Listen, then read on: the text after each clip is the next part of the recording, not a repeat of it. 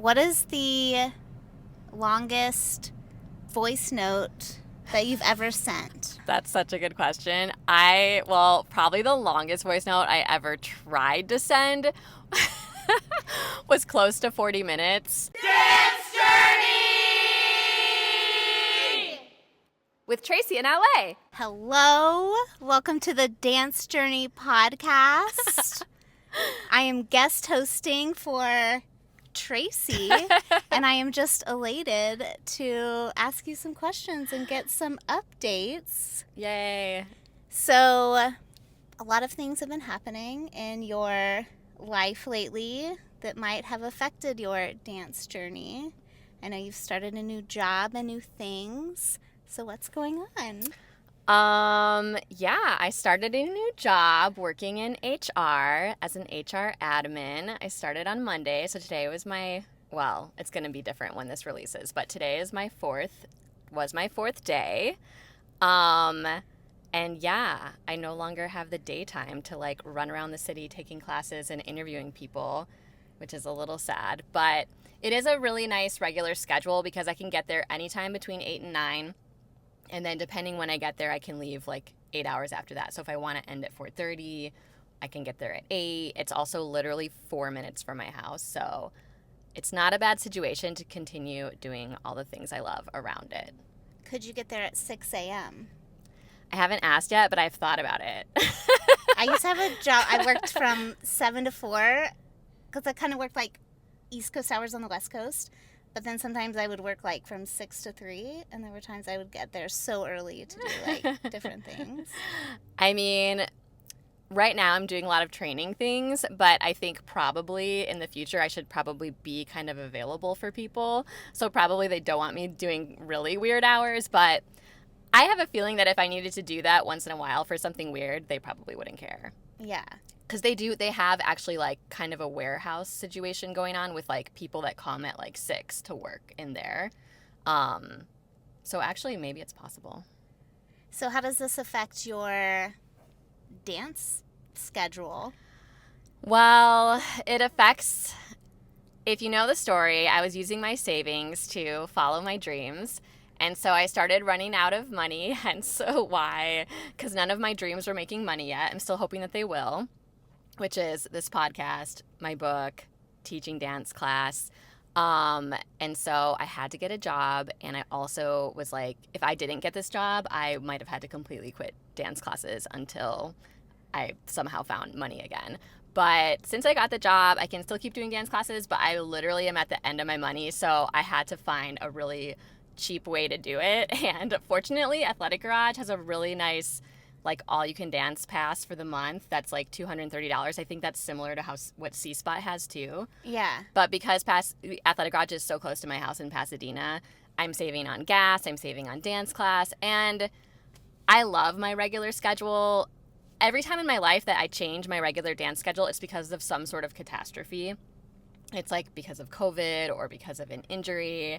And here, because I was almost homeless, I had to change my dance schedule because I get so committed to my teachers. I remember when I used to take class at Edge, and some of my friends were always trying different classes, and I'm like, how come you weren't at Dean's class? Where were you? I'd always be like, where were you? And they'd be like, I remember someone saying, I'm committed to dance, not teachers, Tracy. And I would be like, well, I'm committed to teachers. That's what I was. I felt that. I felt really committed to teachers, and I am, but since these different events in my life have forced me to change my schedule a few different times, I've noticed the growth from that as well. Just to even though none of these classes have become easy for me, all my regular classes are still hard for me, but just learning with different people pushes you in a different way.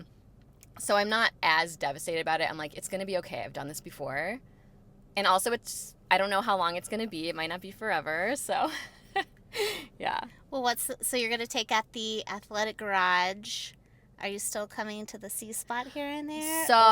Yeah. I mean, I'm going to mostly take class at Athletic Garage. I need to see what my first paycheck actually is to get a vibe of what I'm going to be. I mean, you know how much you're making, but you don't know how much it is after everything gets taken out. So I need to get my first check and figure out what's going on. But yeah, I mean, I'm trying to leave a little room to take a few classes here and there, especially for the podcast if someone I'm not only going to interview people at Athletic Garage necessarily. And also when I'm house sitting on the west side, I want to come back to C-Spot. So that's going to probably be in August, probably when this releases.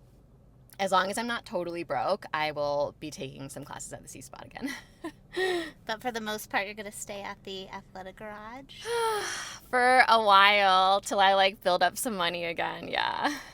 But what is that like? Because I know I've been really consistent with classes, and I know you like to be consistent with classes. Like, do you feel FOMO when you're, like, not taking the classes that you want to take? Yeah. Normally I feel a ton of FOMO. Recently, I've felt it, but not as strong because I think my life feels so crazy right now that I don't have a lot of time to, like, think about it. I'm just, like, at work all day, learning all these new things. I kind of, like, can't be on my phone at all at work, so that's been interesting too. I'm, like, a little break from social media.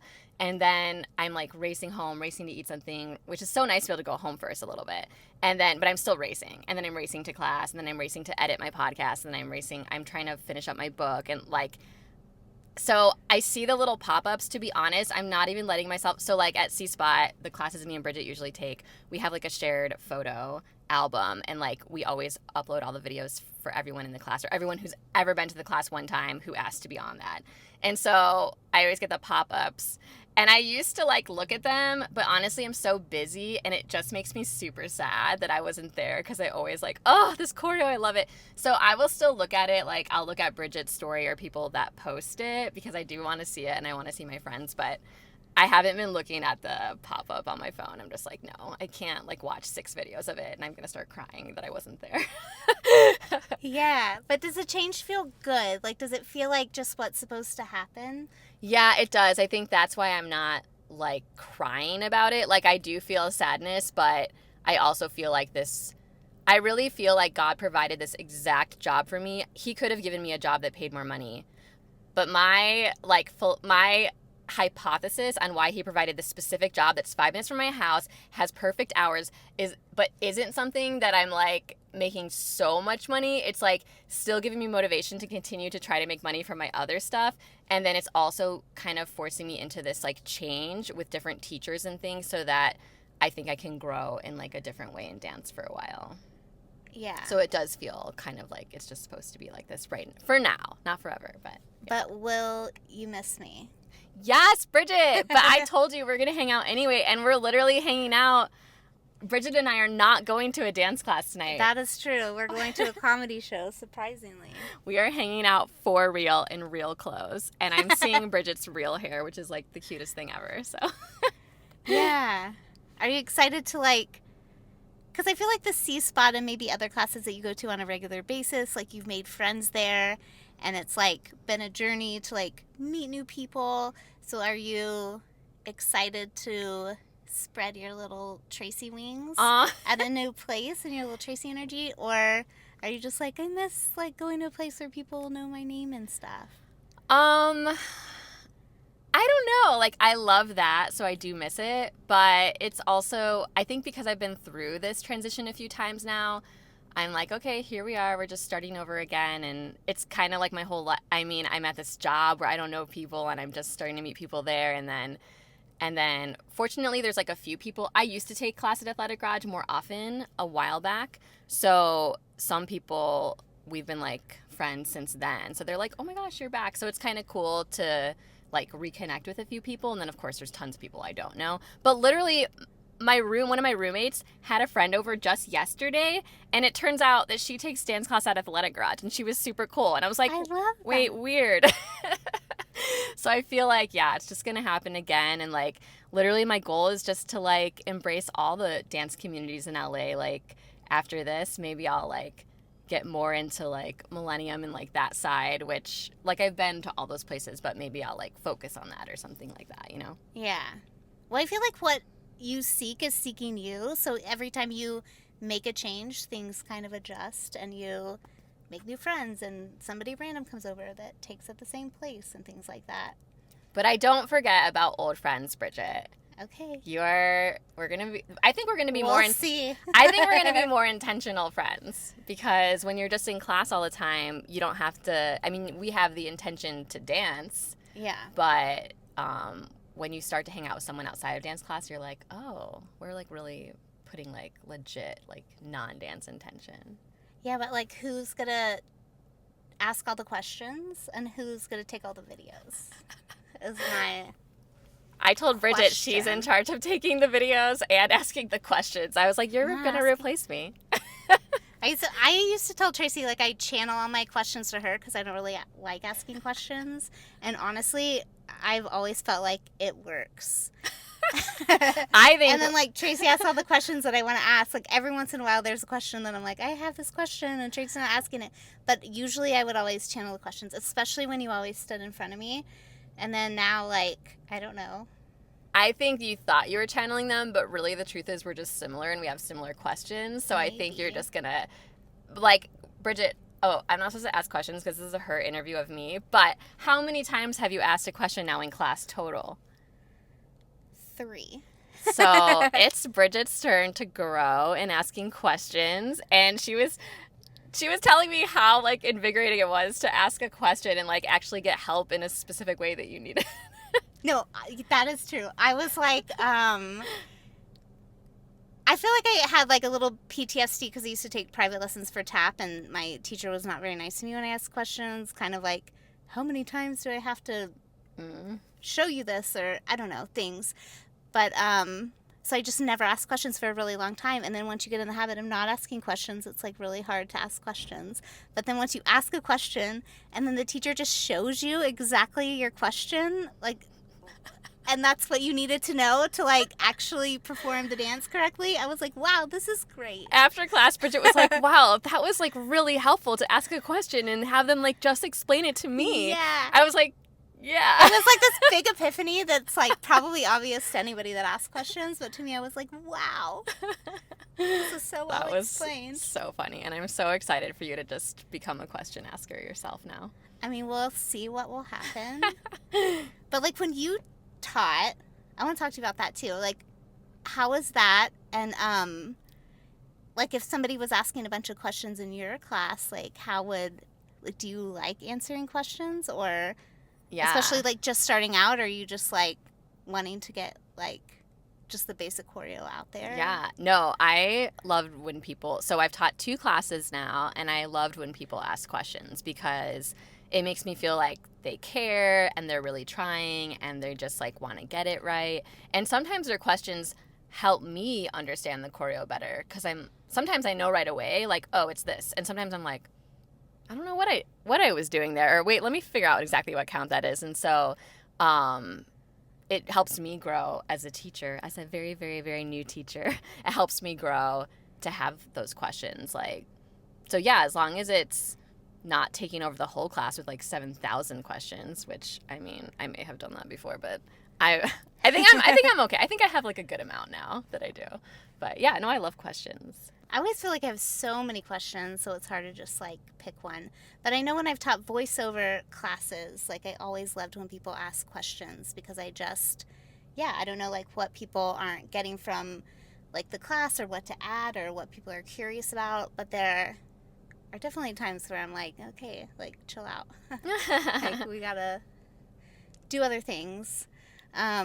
Yeah, I mean, if I taught enough classes, I'm sure there would be times where I'm like, okay, no more, like, I don't know. I mean, I've only done it twice. So my experience so far, I loved having the questions. But how do you like teaching? And how is it different from just dance? Like, is it a whole different thing, or is it like a kind of more like aligned in the same? I loved it so much. I was like really shocked that I loved it more than dancing. Like, I was like, this is what I'm supposed to do with my life. Like, obviously there's a lot for me to learn still and grow and like build a class, and I really, really want to teach beginner jazz. Like, that's really, because I was really inspired by Chelsea Mishner. She was my basic jazz teacher at Edge for like a couple years or something, and I went to her class twice a week, and I absolutely loved that class. And she just made it so good for like totally new beginners, for like seasoned beginners, and even like advanced dancers would come just to like focus on the basics. And I loved how she ran that class. And like, no, my class isn't her class, but she was just really inspiring to me. And I feel like there aren't a lot of beginner jazz classes out there right now, and I and because I really want to create choreography, but I'm very new at that. So telling myself it's for beginners helps me to just make it and not worry about it being super cool. Just like, oh, Tracy, just keep it simple. That's what it's supposed to be. Mm-hmm. And then I feel a little more freedom to like make it up. So I loved it so much. I mean, it's definitely more like preparation. Teachers that can come up with new choreography every week or every 2 weeks even, like, I'm not there yet, but I mean, I was gonna try to do it if people were coming, if I could have, like, if the studio that I opened it at, like, didn't close down the next day. Yeah, I saw that. Like, the studio closed? Yeah, like, Heart Dance Space, Martin, who runs that, was like, yeah, you can teach your class. He gave me a really good deal and told me I could teach my class every week. He actually gave me, like, different days to choose from and everything. And so I started it, and at the day after the first class, the whole studio shut down, and all the teachers had to leave. Like, Martin didn't even know. Like, he found out at the last minute. It was crazy. So I was like, okay, apparently I'm not supposed to be doing this quite yet. Like, but I did research other places, and I was like, you know what? I mean, I'm going to just do pop-ups here and there because I love doing it, but realistically, with everything else going on and running out of money, like, it takes me so long to make up choreography right now, so it's better for me to just, like, be inspired and do pop-ups for now. But down the road, like, I absolutely would love to have, like, a regular class. I was going to ask you, like, how long does it take to, like, because I feel like I took your little jazz class that you did at the C Spot, and you had the choreography down, and you were not, like, ever thinking, like, oh, what's next? Like, how long did it take you to figure out the choreo? I don't know how many, like, hours it took me or anything, but I definitely practiced it for like 2 or 3 weeks because I cannot teach this class and like forget my own choreo, even though teachers do that all the time. But I was just like, I have to be so prepared. It's my first real time. Like, I've taught people choreo before in the past, but it was my first time like doing it as a class, you know, in that type of environment. And I was just so excited about it. And I was like, I can't mess up anything. So I did my own warm up almost every day to practice it. Because I planned it with Susan, and we did it 3 weeks out because I was like, I need enough time. So, but actually coming up with the choreo probably only took, I mean, I worked on it a few different days for maybe like an hour or so. Yeah. But I wanted to know the counts.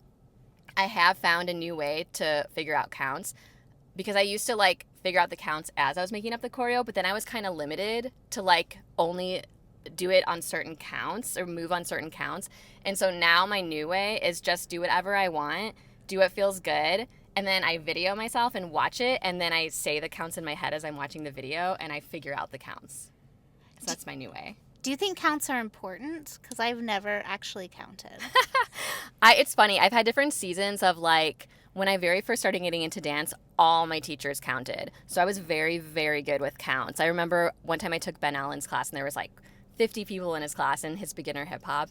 And he had taught us like the whole choreography. Then he was like, he taught us it with counts. And he was like, can anyone say all the counts for me? He just asked the whole class, and I was like, yeah. Because I was like, how could anyone not say all the counts? Like, the only way I know the choreo is because you gave us the counts, because I was learning everything by counts. I and never so did that. I went through the whole thing by myself in front of the whole class and said all the counts. And he was like, wow, it was just so funny.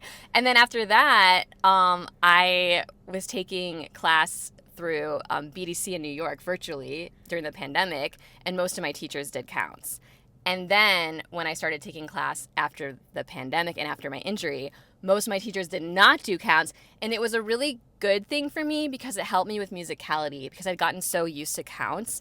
But now it's been a couple years of not much counting, so when I go to a class where a teacher does counts, I'm like, oh crap, I'm not used to this. So I feel like I need to get into that again. I really want to be a teacher that knows how to do both, but it's very hard. Yeah. And for teachers that are coming up with choreo all the time, like, I totally get that why they're not doing counts, like, but I really want to challenge myself, and I would like to also know the counts. Yeah. Well, how did it feel to teach a class? I remember, like, voiceover I've taught, and it was just so interesting when I first started that all these adults were just, like, taking little notes on everything that I said. But how did it feel to teach your first class, and then everybody's doing the choreography that you just made up at home? I mean, that was totally fun. I loved it. It reminds me of like I used to love acting, right? But then when I was in college, I had this internship at a radio station, and I was supposed to write commercials for the radio station because my degree's in marketing. But then the guy needed voiceovers sometimes, so I would like sometimes do the commercials or do things for him for the voices.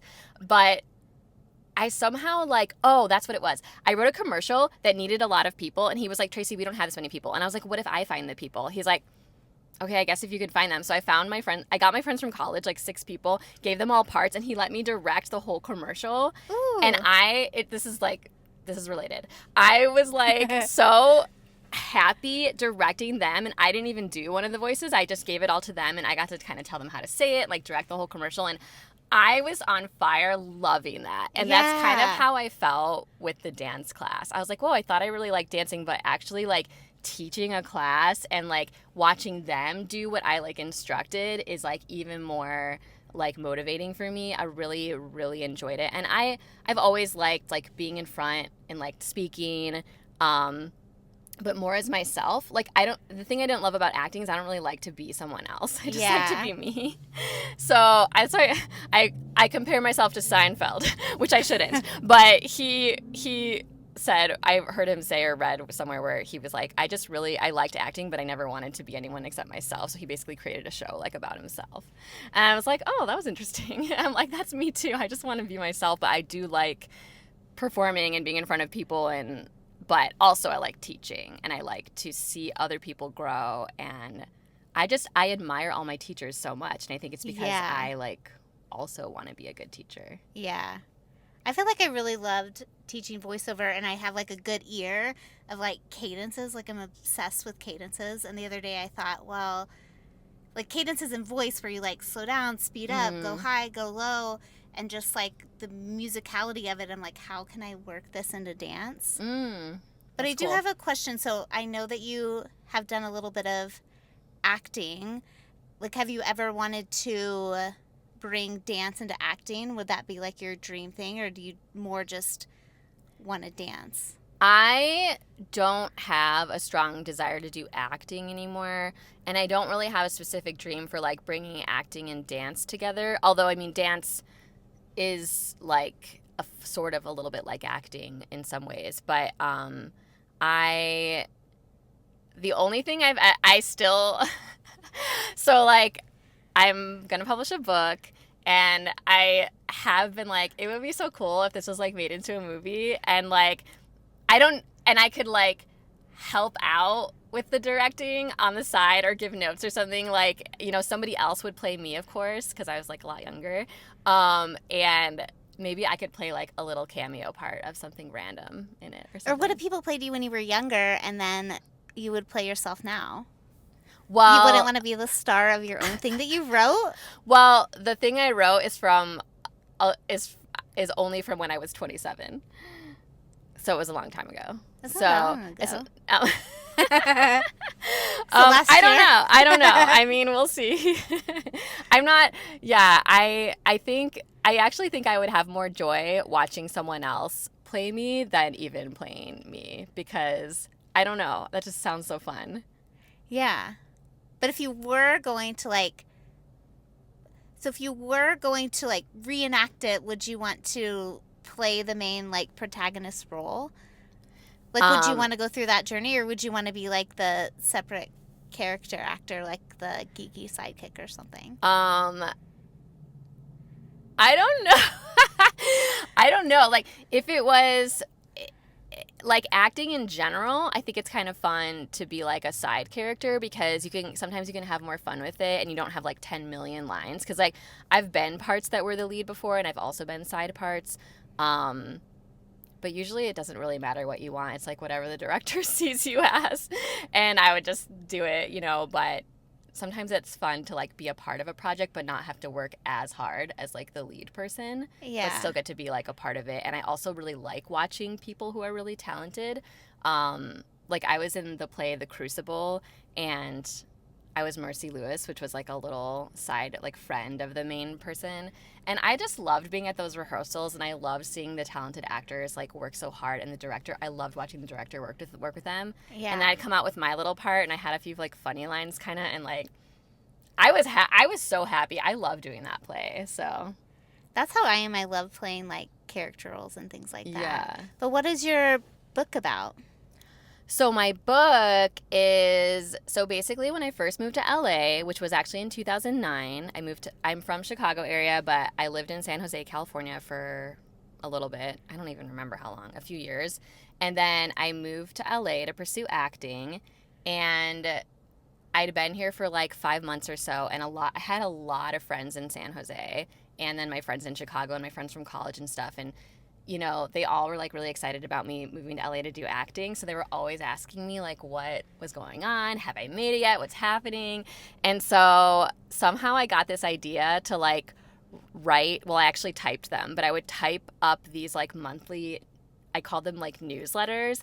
And I would just have these like bold headings of like all the different things I was doing. So I'd be like, I'm cleaning houses, I'm babysitting, I'm getting auditions. And then I would like talk about everything I was doing. And I basically asked all these people like, do you want to be on my newsletter list? And so I would type up these letters every month, and then I would go to like FedEx and make copies, staple them all. I always wondered if the FedEx people knew like we're like, what is this girl? She comes here every month, and I'm always like printing all these things and stapling them and like folding everything. And then I would address all the envelopes, and every month I'd use like a different color and try to like make it pretty. I called them Tracy in LA. So that's how my Instagram got named that, because my letters were called Tracy in LA. So I would put the return address like Tracy in LA. And so people were always like, oh, loving your Tracy in LA letters. And so I did that actually like 5 or 6. It's hard to tell the amount of years because it's a long story, because I kind of changed the way I did them at one point. But 5 or 6 years, I did the Tracy in LA letters. At one point, I moved across the country and still was doing them, but like kind of revamped it. But yeah, I was just like, I thought about publishing them one day, but I was like, that's so much work to like, I'm going to have to change everybody's names and change all these things to make sure that like nobody knows what I'm talking about. And then when I took this time off work, I felt like I was supposed to write a book. So I tried to write a new book, which I still want to do at some point. But I went and looked back at my letters because I was trying to remember a story that I wanted to like bring up in the book. And when I found my letters and started reading them, I was like, this is already a book. And it's really been hard for me to write this new book for some reason. I think I'm supposed to just use this. Yeah. And for some reason, changing all the names in that book to writing a new book, that seemed way easier. I was like, now that doesn't seem hard anymore. That seems like the easier option. So it's basically taken me all this time to like re-edit them, like change the names, like change a little bit of some of the context, and like, I mean, I'm keeping them the same as much as possible, but just like changing names. And then my friends that know that they're in it, I'm like, oh, by the way, you're this person. Like, this is your name in it. And they think it's funny. But I'm about to have I had a friend who was an editor who was editing it, and then I'm getting it to another editor in a couple weeks who's going to edit it and giving me a good deal. And like, yeah, so it's going to be coming out soon in like a couple months. So these were like letters before, like letters that you, went to Staples and mailed out. Yeah, they were actual letters. And this is what I was going to say. Because like even the first 6 episodes of this podcast, I talked about some of my journey with dance and acting and whatever. But that was from my memory, like today. It was like from what I remember. Like I didn't look back at these letters or anything. I just did that from my memory now. But these letters were like in real time. Like they were every month, exactly what just happened to me. And it's also like from 2010. So like just the wording I use, and like it to me it feels like a period piece. And like yeah. So Because I think that about like just old little things that come up, or old emails, or old like Facebook posts that I'm just like, wow. Well, that's exciting. You think you'll do an audiobook? Oh, yes. Oh, yeah. I was going to talk to you about that, actually. I do want to do an audiobook. I'm not worried about that right this second. I'm going to do the ebook and the paperback and release that at the same time. But then I really, really want to do an audiobook. And I was like, Bridget has a little studio in her house and knows about that stuff.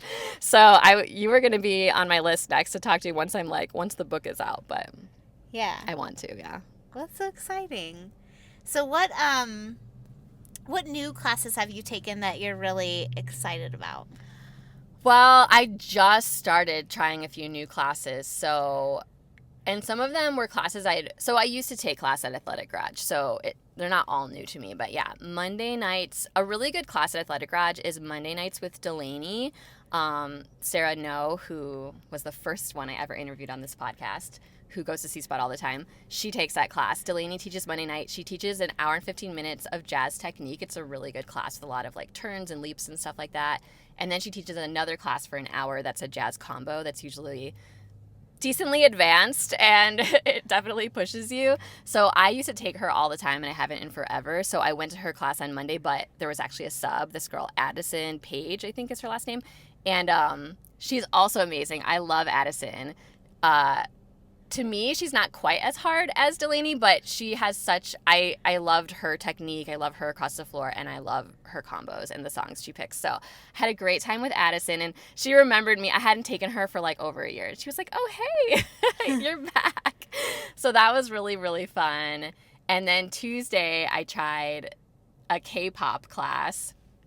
Didn't know that teacher at all, and I was like late to class, and I was so tired, and I was like, oh, I kind of wish I was just at home like eating dinner right now. But I ended up having so much fun in that class, and I already forgot that teacher's name, but it's on my Instagram. Anyways, that was so fun. Your story. There was like some cute footwork. You did really good. Well, I really liked that she only gave us like a 30-second combo, which, I mean, I like the long combos too. But I feel like lately all my teachers do like pretty long combos. And so it was nice to have like a shorter combo where she really broke stuff down. Like when she first taught us the footwork, I was like, I'm so tired and I don't think I'm going to get that. But then she saw that the class wasn't getting it. So she kept breaking down the arms by themselves, then the feet by themselves, then doing it slower. Then she like made the music in halftime. And so we did it like at a slower pace. And like she brought us up to the level where I was like, oh my gosh. And then she was really good at teaching us how to get the style of it too. Because like once I had the moves, I still wasn't doing it with quite the correct like attitude of it. So she was like teaching us how to make it more like jumpy kind of. She did now I wish I could remember her name now, but she did such a good job of really giving us the right tips we needed because she saw what we weren't getting. And that's the type of teacher I really like, which, I mean, a lot of my teachers are like that, but where they really are watching what the class is doing and what they're needing help with. So even if no one asks questions, they can tell like, oh, I need to teach them this part again. I like that because sometimes I'll get the choreo, but I will, like, it don't look good doing it.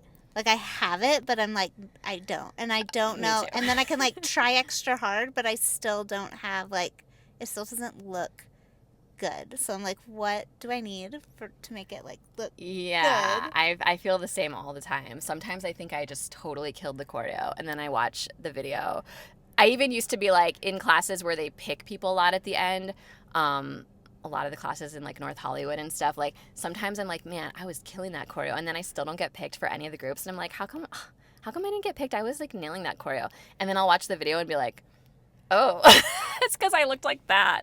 I mean, not to be like mean to myself, because I am proud of myself for picking up the choreo. Yeah. But there is a difference between like really dancing it well and just picking it up. So I'm grateful to have some classes that push a lot of choreo at you so you can get better at picking up choreo. And I'm also grateful for the classes that take it a little slower and give you less choreo and they're like, hey, let me teach you how to dance this better. Like, I'm grateful for that too. Yeah. Well, how do you feel about, I hate the groups thing. I hate when people pick out certain people for groups. And it's only ever been done, because I don't go to like a lot of harder things, but it's only been done for me with like hip hop, and I've always really gotten in kind of like a good group. But I still, at the end of the day, I hate the group thing. Like, I just don't like, and then, because even if I'm like picked in a good group, I just don't want to ever be in the position where I'm not, and like it hurts my feelings. Yeah. So like I just don't. But how do you feel about that? Most of my classes are just like this side, or like 1 2 1 2. But I think it's good to have both. I think like it's a little less stressful in the classes that just divide the class in 2 or 3 or 4 and just like you just go in your group. It's a little more relaxing. But I will say, when I was going to Millennium a little more often and doing a lot of classes with groups, most of the time I wasn't getting picked. I mean, they would still divide the class into a bunch of smaller groups. You would still get to dance a lot. Like, most of the classes I took, it wasn't like I was standing there doing nothing forever or anything like that. I know some classes are like that. That wasn't really my experience with most of my classes. There was more like they did give everyone a lot of chances to dance, and they did give everyone some sort of like smaller-ish group. But then at the end, they might pick like a few groups, and most of the time I wasn't picked, but I would watch and see like why they were picked. I would just see like I would learn a lot from them, and then there'd be times when I was picked once in a while, and I'd be like, my heart would be like racing because trying to remember the choreo when like a professional camera is in front of you and like you're in a smaller group. Like one time I was in a group of 3, but I was putting my camera down, and so they already moved to the back, so I was stuck in the front, and I didn't feel like I had it like super good, and I was like, oh my gosh, I'm so nervous, but the music's already started. I have to just go and do it. It's like it gives you a different kind of stress, but the more you do it, I was growing so much from that. I actually, the week that I did my dance with Christian when we danced together, I had just done a bunch of small groups in front of a professional camera for the past few weeks, a bunch of times, and had so much stress, but I kept doing it. And so dancing by myself at C-Spot, where I feel like it's so little stress at that place, I was like, yeah, why not? I just danced in front of a professional camera with 1 or 2 people like 7 times in the past 2 weeks. So that was so easy for me. But now I haven't, I was nervous a little bit, but like I haven't done that as much lately. So I sort of miss it because yes, it is a little more like stressful, and it does sometimes hurt your feelings like a tiny bit, but like the amount of growth I got from that. And you also get really fun videos because sometimes teachers will pick lots of small groups, and it's not necessarily going to hurt your feelings. It's just like giving you a chance to get in front of the camera, practice, and like really practice like doing it with only a few people, I think that too, because it's like just in different ways that I push myself in life, it's pushes you out of your comfort zone, which helps you get yourself out and dance and get yourself out really in all other areas of your life than just pushing yourself out there. True. So now that you've done several years of dancing, what advice would you give to younger Tracy several years ago who was just starting out in dance for all these like other years that you've okay. I would probably tell younger Tracy, like, don't worry, you're going to get better. I remember the first time in Chelsea Missioner's class in basic jazz, we used to do, like, she'd do a lot of, like, across the floor stuff, and we were doing leaps diagonally across the floor. And I was, like, starting to get the right side, like, pretty good. And then she'd have us go from the left, and I would be, like, such a mess. Like, I didn't understand. You have to do like tombe, pas de bourrée, leap, or whatever, and I did not understand what foot was going. And I would get to the leap part, and I would just be like floundering, like my left leg was supposed to go first, but my right leg would go first, and I would look completely ridiculous. And I was like that for quite a few weeks. And then cut to like a year or so of taking her class, all of a sudden, like I had a couple friends in that class being like, Tracy, your leaps look so good. And like I was kind of like a leaderish person in the class by that point. And it's like, wow, I never knew what it was like to consistently go to dance class and just get better. So I think, I loved it enough to stay in it, even not knowing that I would get better. But it was, just that my teachers that like saw something in me or saw my commitment, even when I didn't even realize that I was committed. I was like, I guess I'm sort of committed. But I had teachers kind of talk to me and encourage me to be more committed. And then when I started doing that, I started realizing like, wow, I'm like really growing. This is fun. So I think, it's okay that I didn't know that right away, but I probably would tell myself like, you're going to get better. Don't worry. And so now when I'm struggling with something, it is still frustrating, but it's like, just keep going. Like you're going to get better. Like you're going to get better for you. Like don't compare yourself to anybody else, but like you are going to be able to do this a little better next time. Yeah. I feel the same. I feel like I would give myself the advice of chill out. Chill out, yeah. Because I feel like I'm always like, just with like sports and stuff, I was always so good at different things. And then dance was very humbling, where I just wasn't good for a really long time. And it just frustrated me so much. Yeah. And then it's just like you never think you're going to get good. And then all of a sudden you're like, oh, wow. Yeah. But do you feel like that? So you've made a ton of progress. Do you feel like happy with your progress, or are you always like, I need to get better. I need to get better. Or are you like, wow, I'm in a good place. I've done really well. I think it's just a mix of both. It's probably like that for every dancer, I imagine. Just like you've come a long way with whatever your training has been, and then there's always more to learn and grow. It's like when I was taking class for 2 years at Edge before the pandemic, I was taking beginner classes all the time, and I started out kind of bad, but I was so consistent that I started becoming one of the ones in class that people would like ask questions to after class, or hey, you're so good. Like, it was so crazy having people be like, you're such a good dancer, because like these were people that were even newer than me, coming to class. And it was really fun to kind of have that position, but then cut to like going to more intermediate classes, and I'm like, okay, humbled again, Yeah. And even like the K-pop class I took on Tuesday, like I felt like I was picking up the choreo pretty good, and like, I felt like pretty confident that night. And then cut to like last night, I went to this tap class, and I was the worst and did so bad. And like, I was like, okay, humbled again, like it's like dance just gives you a really nice way of like feeling good about yourself, and then like, oh no, don't get a big head, Tracy, you are not that good, But I think it's like, it's kind of good to keep yourself in the middle and never think too highly of yourself or too low of yourself. And dance, if you take a lot of different classes, dance will do that to you. Yeah.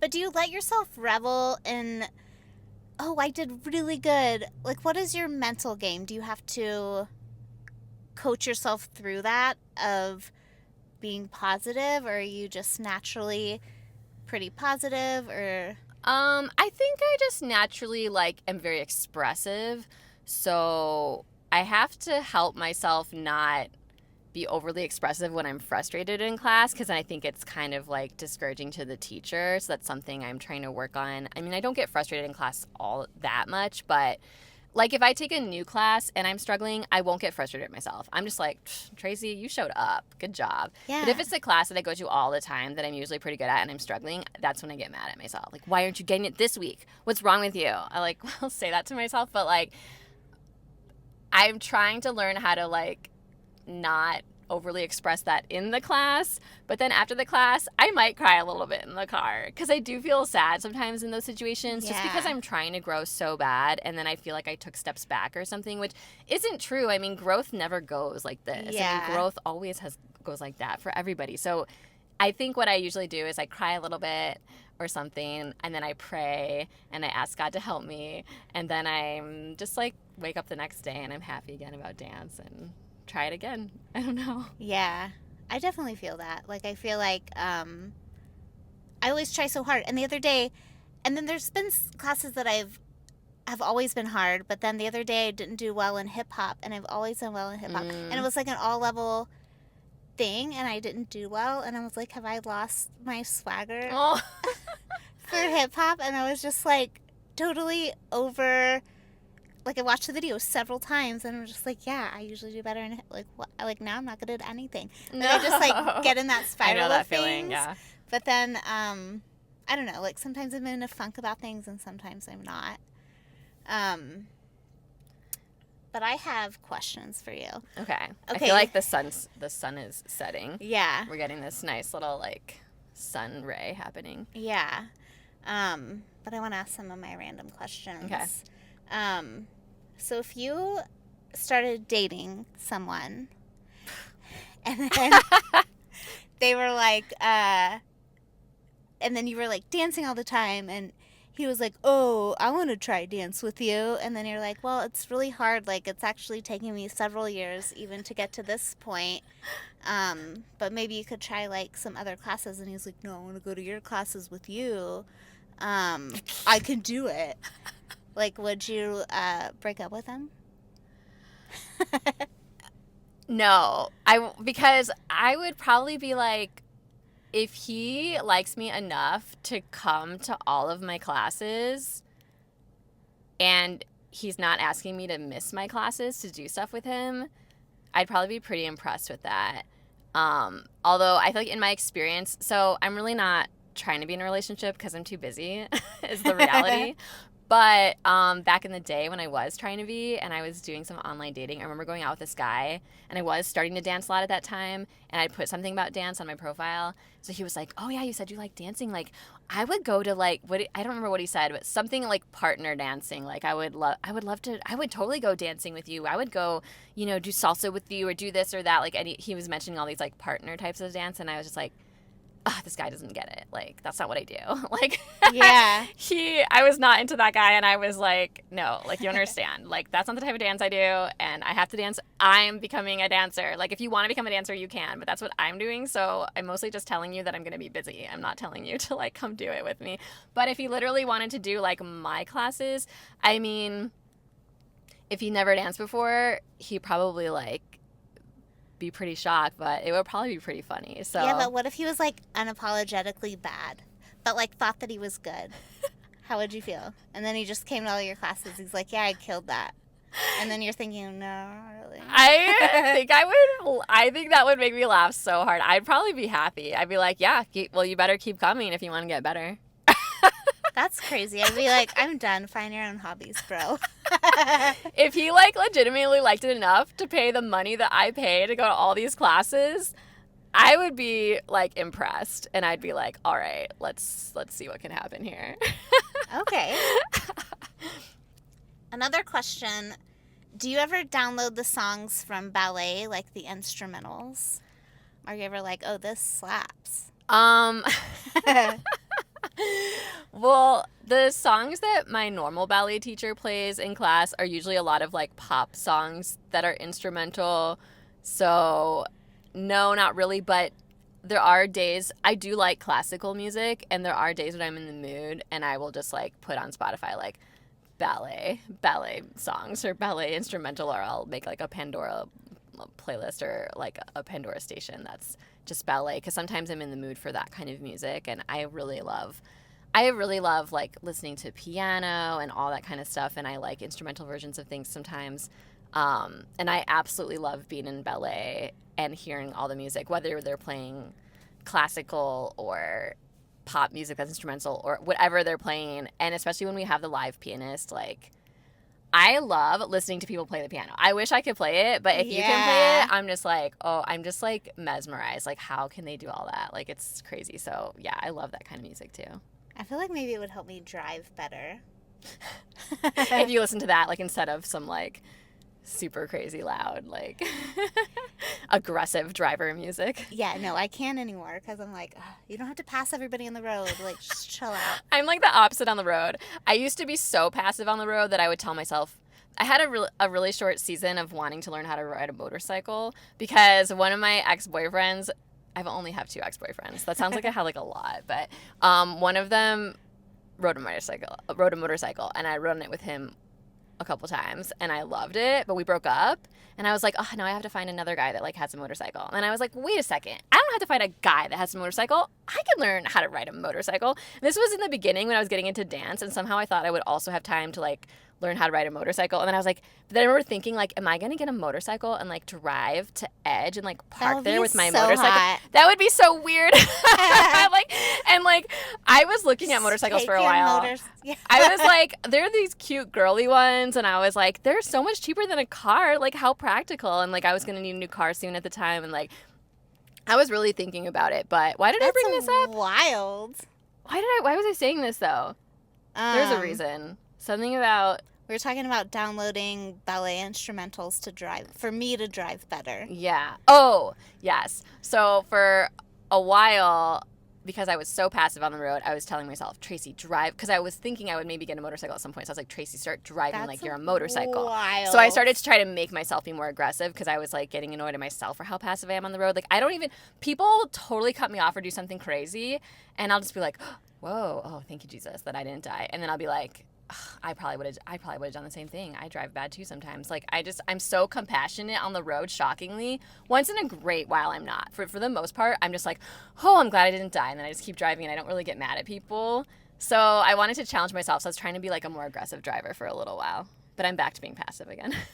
I just cannot imagine, maybe that is What if you, like, become this whole different person just by, like, switching up your routine and things, and then you're just, like, driving a motorcycle and become, like, a really aggressive person in general? That was, like, 5 or so years ago that I wanted to ride a motorcycle, drive a motorcycle. I have not had that desire in a while. It just feels so inconvenient. Like, I want to be able to put my stuff everywhere and, like, yeah. I think I'm over it. But I don't know. We'll see. Do you ever hear music and, like, are you ever in church and you hear music and you're like, I could choreograph to this, like, contemporary or something? Yeah. It is actually my dream. That is my ultimate dream, is to create choreography to, like, church music, basically. I'm not, like, usually in church thinking that, like, with the exact, like, worship songs we're using necessarily, but I listen to a lot of Christian music, like, outside of church, because I just really like uplifting music and stuff that, to me, like, I like all kinds of music, but that kind of music is, like, it feels, like, more meaningful to me. And so, and because I haven't craved being in, like, a relationship with a guy in, like, a really long time, the songs that are all about romance, it's like, I feel like I'm faking. I feel like I'm pretending when I'm trying to get into it, because I don't really care about that stuff anymore. So I just, like, I like to think about God and stuff, because that's what I care about more. And so those songs, like, that is what I, like, yeah, that's my dream, is to, like, choreograph. But contemporary choreography, like, intimidates me a little bit, like, right now. So eventually I want to do that. And that's why I want to get better at ballet, and I want to get better at contemporary. But right now, like, yeah, jazz is a little easier for me to choreograph, and there's maybe not. I mean, there are some songs. I mean, the song I'm working right now is kind of a Christian song, but yeah, that's kind of my dream, because I think that, like, God created dance, and so sometimes dance becomes, like, too much about ourselves. Like, just because, like, some of the hip hop music and stuff, it's very, like, I mean, it's good to be confident, but some of it's, like, very, like, the words are, like, feel so conceited, and I'm just like, it's kind of fun to dance like that sometimes, but, like, sometimes I just want to dance completely differently, where it's, like, not about me or, like, how amazing I am, but it's more about, like, dancing for God or something, like, or even just telling a good story or something. Like, I definitely more drawn to, like, kind of more meaningful music. Yeah. But you can turn it into that, like. Yeah, for sure. Yeah, and I like all styles, and, like, I have fun with those kind of songs too, but sometimes there's so much of that I just get tired of it and kind of want something different. Yeah. Is there something, like, a certain move or anything lately that you've done that you're, like, really proud of yourself for getting? I don't think, like, recently there's a specific move. I think it's just, I'm always just trying to work on pirouettes. So anytime I do a double pirouette where it's actually smooth and not, like, I'm hobbling, I get so excited about it. I mean, I really want to get to triples that are smooth. I've done a triple by accident once in a while, but yeah, I want to have really consistent, smooth doubles, and I'm trying to wake up early before work and just, like, work on it, like, every single day. And I started out doing that this week, and then life got a little crazy, but I that is still my plan. Is there anything that you've worked on for, like, a really long time that you haven't gotten? That I still haven't gotten? I mean, the fact that I'm still, like, not having super consistent doubles that are clean, I feel like I should have that by now, but it's just because I haven't been consistent in practicing it. But maybe attitude turns. I really want to do attitude turns beautifully, even if it's just one. I just want to do one where my leg is actually up high enough, and it's not like I just think it's high and then I watch the video and it's, like, almost touching the floor. I'm like, how is my leg that low in the attitude turn? Part of it is some of these floors we dance on are really slippery, and so because I don't have it super good, I get scared that I'm gonna, like, fall, and so I underdo it. Like, I really don't lift my leg up high because I'm like, oh, I'm gonna fall. But I just want to keep practicing, and I really think if you practice enough, even on a slippery floor, you can do it if you really have the technique. So that's what attitude turns, been practicing for a long time, but I'm still a struggle with those, so. So if you, like, go to a whole class and you get everything so good, but there's one move during the class that, like, you don't get, and you don't get by the end of class, and you don't get for, like, when you do the routine at the end, but everything else you, like, killed. do you leave thinking about the one thing that you didn't get, or do you leave thinking like, well, at least I killed everything else? This is probably a weird answer, but if the teacher gave us enough time to practice that move, and I did everything else really good in that move I did my best at, but still sucked or whatever, I'm usually in a pretty good mood because I'll be excited that the teacher gave us that challenge, and I'll be excited that I got a chance to work on it. The thing that sometimes makes me a little mad or annoyed is like when a teacher throws something crazy at the end and doesn't really give you a chance. Then I feel kind of upset because I'm like, okay, that was hard, but like I could have maybe got it, except they already taught us, like, we only had a minute left of class, and they threw this whole other thing at us. Yeah. And now I feel like I didn't get it, but really if we had a decent amount of time, like a normal amount of time, like he spent on the rest of the choreography, then I could have gotten it. So that's when I get, like, bummed out, and I'm like, can I just stay longer and work on it? Like, but no, I mean, if the teacher gave us a good amount of time and I tried my best, and it's just that one part, I'll be like, okay, that was cool. I need to work on that at home, but that I'll still be excited about it. Yeah. There's so many things that I'm just like, I don't understand. Like, I'll go home and work on it, and like, I'm like, I know the move. I see people doing the move. Like, I know what you're supposed to be doing in order to get that, and I just can't get it. Do you ever watch, like, you do. You watch YouTube. No, I do. I watch, like, I'll search for it. I'll watch the YouTube, and then I'll watch the video. Like, if it's Zach's class and he does, like, the same routine twice, like, I'll slow it down and I'll see, like, exactly what he's doing, and then I still won't get it, and that's, like, the most frustrating But I thing. feel like most of the time you do. I feel like most of the time when you do that, you do get it. No, there's things that I've worked on that, like, I haven't gotten. Like what? Like that move where you get up and it's like a pelvic thrust. Oh, yeah. That's the first thing that comes to mind. But Yeah, there's several I think things. I told you. I think you have to just do a lot of back bends all the time and get your back like really used to arching. Because I struggled with like the move where you're like coming off the floor and you're like arching your back all the way up. I used to not be able to do that at all. And I mean, I haven't done it in a dance in a little while now, but like I can kind of get into it a little bit easier because I practice so much. And I think also because I've been taking gymnastics and doing a lot of arching with my back and bridges and back bend type things. And like, I think it just takes a little bit of flexibility, but then it also takes like core strength. So I think it's like a mix of practicing, but also a mix of like just doing other things that flex your back. So you can try to like, because I struggle with getting an arch in my back. Even in gymnastics, I struggle with that. But I know I'm getting better because I've been doing it more. But yeah. That back arch. I know there's hard. like some things that I'm just like I can't get, and then by the next week if I don't get it, I'm so mad about it.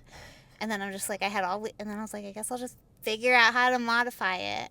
I know I hate having to modify stuff too, but you know I've gotten a little better at just realizing when I need to modify. And just be like, it's okay, Tracy, just modify this one. But then sometimes I have to push myself and not let myself modify it because. Like sometimes I have to remember sometimes that like Tracy, you're in class. This is actually the place to try things and mess up. You're not on a stage with people paying. But because we always take videos, it's like you want to get a good video. But sometimes I have to tell myself like it's not about the video. And also it's kind of fun sometimes to post videos that are weird.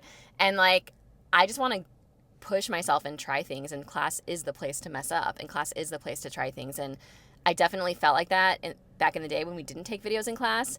But now that we take videos, I'm a little bit more like, well, I can do a single smoother, so I'm just going to do that for the video. But lately I've been trying to tell myself, who cares about the video? Push yourself for the double, push yourself. Like, just try to get better, you know? Yeah. Well, sometimes I feel like I'm a little unhinged in things, and so I don't want to, like, just throw something out, especially if it's crowded. Like, I don't want to, Yeah, like... that's true. hurt myself and I don't want to like hurt others. Well, yeah, you have to like discern in the moment. Like there's definitely times when you need to just modify, and sometimes there's times you need to push yourself, and like it's good to discern what makes the most sense in the situation. Yeah, because even the front roll in Zach's, I practiced it at home, thought I had it, and still almost kicked you in the head a few times. Is that why you moved places from where you used to stand? No, not at all. And I remember you telling me that, but I don't even think I noticed that was happening. But I remember you saying that, and I just thought it was funny. Yeah. Okay, well, what is a short-term goal of yours in dance, and then a long-term goal? Okay. Short-term goal is probably like getting clean doubles that are consistent. I mean, it might take a little bit longer than super short-term, but that's probably a short-term goal. Long-term goal is just like kind of what we were already talking about. My long-term goal is like I want to teach a regular class. I want to be making up choreography to songs that I like. And I want to build like my own, like I love infiltrating communities and like, but I want to have a class that's like my community, that's like my class. Like, I mean, they don't have to come to it every time or always or anything like that, but I want to be the teacher in the situation of like a dance community. So that's definitely my dream, to just like choreograph more and teach more and just become a better dancer so that I'm educated enough to do that like really well. So even though I'm not teaching regularly yet, I'm like, that's okay. Like I'm still training in so many ways. But I also think anyone can teach someone, whatever level you're at in your journey, you can teach someone that's not quite at your level. Yeah. Like when I was taking class before the pandemic, I was helping people in class all the time who were asking me questions because I'd taken that basic jazz class for 2 years. So I did know more stuff than them. So I was helping them and they would naturally come to me. Then I'd take a more advanced class and I'm going to other people. So you're always, I think as a dancer and anything you do in life, you're always going to be in a place where there's people you could help and teach. Yeah. And there's people that are going to help you. And I think it's the same for dance. I think sometimes in the dance community, it's like, if you haven't been dancing since you were 5 years old, you shouldn't be teaching. And I don't think that's true. I used to think that too. Yeah. But now I'm like, no, I don't think that's true. I think like you can teach someone that's not quite at your level yet. I mean, you can even teach someone that's at your level if they just want to have fun and whatever. But like to really teach someone, you can teach someone that's newer than you. And then you're going to learn from people that are more advanced than you. And so I don't think anyone should be hindered. There are people that love teaching and have a gift of teaching. And just because you didn't start dance when you were 3 years old doesn't mean you can't teach. And so I'm trying to live that now. Yeah. Okay, well, just to wrap, what is one piece of advice that you've gotten recently, whether it's like a technique note or like something motivational that you've gotten from somebody else? And then what is something that you have to give, a piece of advice that you have to give? Okay. Most recent random advice I've gotten from a couple teachers that was really helpful is kind of more in hip-hop style classes where whenever I tend to be kind of jumpy in my dancing, hoppy. A lot of teachers point that out. And something that these hip-hop teachers have told me is like when there's a jumping move, at least in these styles I've been taking, it's like you're jumping into the ground versus jumping up. Like, it's like, I don't know, I kind of have to like show it, but it's like, instead of just being like, and then we jump, it's like you're jumping into it. You're like jumping into the ground. You're not just going up, down. You're going down, kind of like that. That makes sense. And that advice really changed. I really did it different after that. And I've had it from a few teachers recently that have told me that specific, well, not necessarily just me, but told the class that specific tip. And I was like, I've never thought about that. But it gives you a more grounded look instead of like hopping all over the place like a 4-year-old, which is how I tend to do it. And then really good advice I received a long time ago. Well, not like, probably like a couple years ago or something. I was taking a dance class at Millennium, and it was a jazz funk class with a teacher I never had before, and it was pretty freaking hard. And there was only 4 of us in the class because it was like a new class. I think it was called open level, but the 3 other people in class were not open level. They were super advanced, and then there was me, who's very open level. And I just tried my best. I can't think of his name right now, but I loved his choreography. I loved his teaching style, but I was struggling, but I was trying my best. And he put us in freaking groups of 2 in a class of 4, and I was like, oh my God. And so like I did it, and he was giving everybody really good critiques, which I didn't even know how he was giving those girls critiques because they were so good. I was like, I don't even know what to tell them to get better. But then he looked at me and he was like, I can't remember exactly what he said, but it was like really helpful. He was like, I really like the way you dance. He's like, you dance differently. He's like, I like watching you next to her because you guys dance so differently that it's really fun to watch you guys together. And he was like, I just want to tell you, like, don't stop dancing the way that you dance. He was like, don't ever look at anybody in a class and try to dance like them. He's like, you need to keep dancing like how you dance because it's different and it's special. Yeah. And people are going to notice it. He's like, but just get better. Like, get better. He wasn't saying it in a discouraging way at all. He was just like, just keep getting better at the type of way that you dance. Yeah. And it really, like, meant something to me because I felt that. I was like, because I felt like I'm just, like, the worst one. But, like, I did get the choreography, but I saw them and they were just, like, you know, really in it in a certain way. I don't necessarily have that groove with hip-hop and stuff and jazz funk, but, like, he really liked the way I dance, and it helped me to like the way I dance. I was like, yeah, I think I like the way that I dance too. But yes, I need to grow, and get better at it. So that's probably some of the best advice I ever received that really motivated me.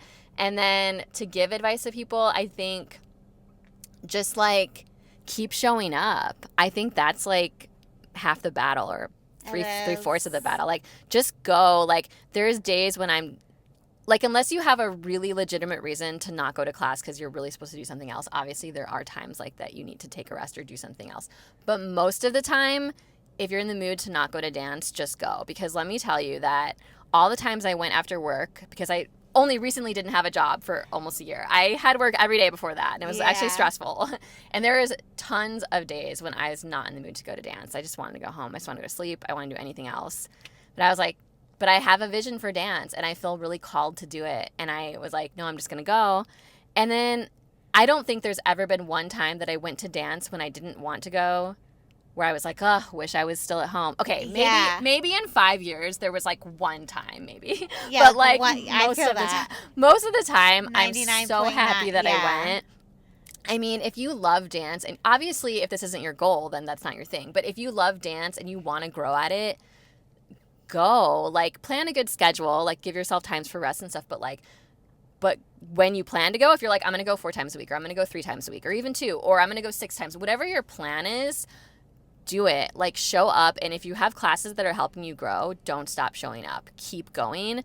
As long as you feel like that's a good class for you that's helping you grow, just always go, no matter what your mood is, because we cannot live our lives by our moods. I feel like we're not going to get anywhere. We have to like just remember the vision and then just like show up. Yeah. That's such great advice. Well, I think that's a wrap on our Dance Journey podcast and updates with Tracy. Yay. Unless you have anything else. I don't think so. We have to get to our comedy show. We don't want to be late. We have to get to the comedy show. And Bridget, thank you so much. I just want to say thank you, because Bridget was one of a few people that were like, Tracy, you need to do one that's an update on your dance journey. And so I was like, okay, maybe I will. And then Bridget was the one mostly asking me to do my own update. Yeah. And I was like, well, Bridget, you want the update so bad, you should interview me. Or if you want to. I was like, okay. And she was like, oh, yeah. She's like, I'm already thinking of questions. So I just thought this was such a fun idea that we both kind of like somehow came up with. And I just am so glad you did it. This was really fun, Bridget. And I'm just so elated to be able to like ask you all these questions. Yay. And for you to just share all of this. And I'm excited for you to spread your wings in new places, even though I wish you were right in front of me in all my classes, because that has been so fun and entertaining in the past. But I just feel like you have so much love to give and to spread. So just trusting the journey and spreading your little wings to new places. And I wish you the best with all of your new stuff. Thanks, Bridget. Thanks for joining us. Thank like you guys. And subscribe to Dance Journey podcast. Tracy has a book coming out, so support it. Yeah, see. And we'll see you guys That's it. next time. Bye, guys. See you. Dance, dance, dance, dance.